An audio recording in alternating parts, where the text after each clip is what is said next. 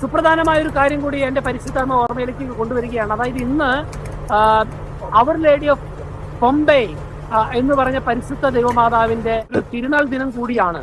നമുക്കറിയാം ഫ്രാൻസിസ് മാർപ്പാപ്പ പല സാഹചര്യങ്ങളിലും പൊംബൈ മാതാവിനുള്ള ഭക്തി മൂലം അവിടെ പോയിട്ടുണ്ട്.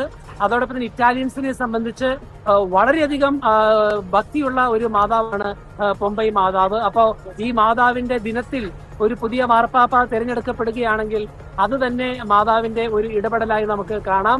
മാതാവിന്റെ മാർപ്പാപ്പയായി നമുക്ക് സ്വീകരിക്കാൻ സാധിക്കുന്നതാണ്. അത് മറ്റൊരു തരത്തിൽ മെയ് മാസം മുഴുവൻ പരിശുദ്ധ അമ്മയ്ക്ക് വേണ്ടി പ്രത്യേകം മാറ്റിവെച്ചിരിക്കുന്ന മാസമാണ് മെയ് മാസ വണക്കം എന്ന് പറയുമ്പോൾ. അപ്പോൾ ഈ ഒരു മാസം വരുന്ന മാർപ്പാപ്പ അത് പരിശുദ്ധ അമ്മയോട് വളരെയധികം ഭക്തി തന്നെയായിരിക്കും. ഒപ്പം എനിക്ക് തോന്നുന്നു ആ മാർപ്പാപ്പയെ തെരഞ്ഞെടുക്കുന്നതിൽ പരിശുദ്ധ അമ്മയ്ക്കുള്ളൊരു പങ്കും വലുതായിരിക്കുമെന്ന് എനിക്ക് തോന്നുന്നു.